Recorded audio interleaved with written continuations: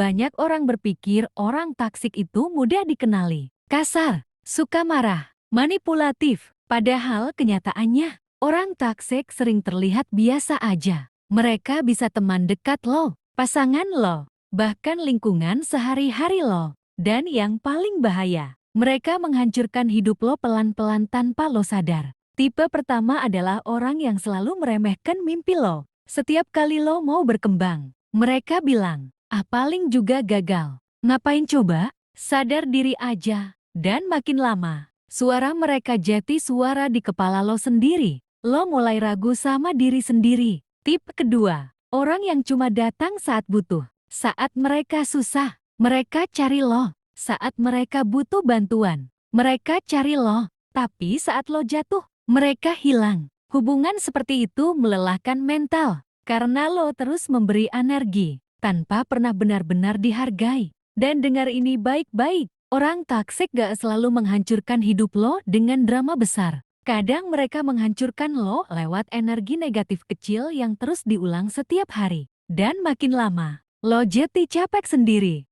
Ada alasan kenapa beberapa orang berkembang cepat, sementara yang lain tetap stuck bertahun-tahun. Lingkungan, kalau setiap hari lo dikelilingi orang yang malas, lo akan mulai menganggap malas itu normal. Kalau setiap hari lo dikelilingi orang yang suka mengeluh, lama-lama otak lo ikut negatif. Dan ini yang bahaya dari lingkungan toksik. Mereka nggak selalu menghancurkan ambisi lo secara langsung. Mereka bikin lo nyaman jadi biasa-biasa aja. Tipe ketiga adalah orang yang iri diam-diam. Di depan lo mereka tersenyum. Tapi saat lo berkembang, mereka nggak suka. Mereka mulai menjauh, meremehkan pencapaian lo, atau berharap lo gagal. Tipe keempat, orang yang selalu membawa drama. Hidup mereka penuh konflik, dan anehnya, mereka selalu menyeret orang lain masuk ke kekacauan mereka. Kalau lo terlalu lama berada di lingkungan seperti itu, mental lo ikut lelah, fokus lo hancur,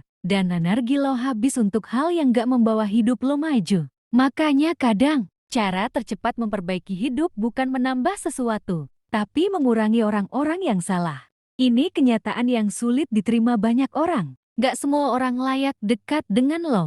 Dan semakin lo dewasa, semakin lo sadar bahwa ketenangan itu mahal. Tipe kelima adalah orang yang membuat lo kehilangan diri sendiri. Lo jadi gak nyaman jati diri sendiri di dekat mereka. Selalu takut dihakimi, selalu merasa kurang, selalu merasa salah. Hubungan seperti itu perlahan menghancurkan rasa percaya diri lo. Dan dengar ini baik-baik. Menjaga jarak dari orang toksik bukan berarti lo jahat. Itu berarti lo menjaga kesehatan mental dan masa depan lo sendiri. Karena orang di sekitar lo mempengaruhi cara berpikir lo, kebiasaan lo, dan bahkan masa depan lo. Kalau lo terus dikelilingi energi negatif, hidup lo akan ikut berat. Tapi kalau lo mulai dekat dengan orang yang disiplin, punya tujuan, dan mau berkembang, hidup lo juga ikut naik level. Dan ini yang penting, lo nggak harus membenci orang toksik, tapi lo harus sadar kapan harus menjaga jarak. Karena nggak semua pertemanan layak dipertahankan.